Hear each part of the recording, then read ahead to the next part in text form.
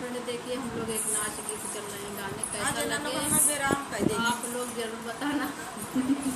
जनी गाँव ने आए गए हैं दूठ दुल्हन गाँव ने आए देखा हम दिखाई दे यह दुल्हन नाची है पर चला गाई हो मोलो के बहुत रोइला सुदिया वेला बलम के बहुत रोइला हे बहुत रोइला हो बहुत रोइला सुदिया वेला बलम के बहुत रोइला सुदिया वेला बलम के बहुत रोइला सुदिया वेला बलम के बहुत रोइला फूलवा तोड़ा न गए वहाँ सुदिया वे फूलवा तोड़ा न गए वहाँ सुदिया फूलवा करेला री बहाई रोइला सुदिया वेला बलम के बहुत रोइला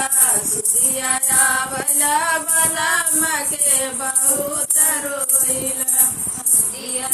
वेला बलम के बहुत रोइला सुदिया वेला बलम के बहुत रोइला पानिया भरा न गए वहाँ सुदिया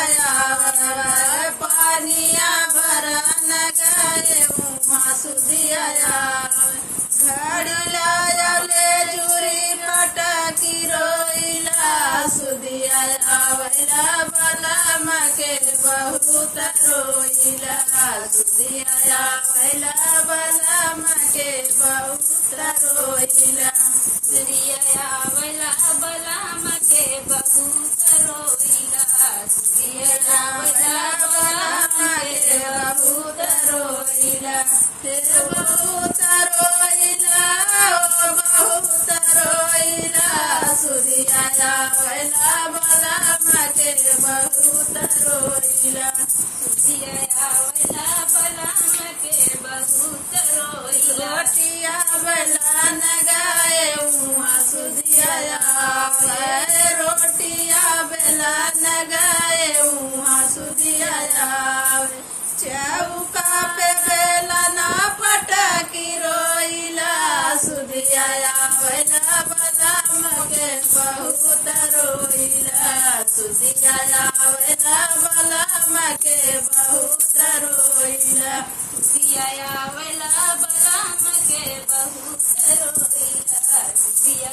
वेला बलम के बहुत रोइला जिया सुता न गए वहाँ सुदिया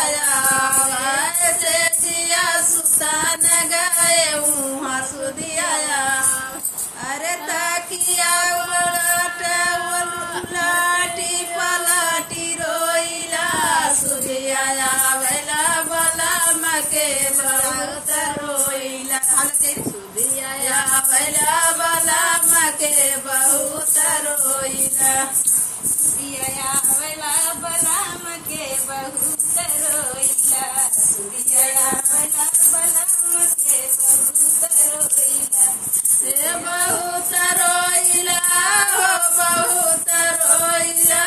सुदिया वेला बलम के बहुत रोइला सुदिया वेला बलम के बहुत रोइला सुदिया वेला बलम के बहुत रोइला। कैसा लगे आप लोग जरूर बताना।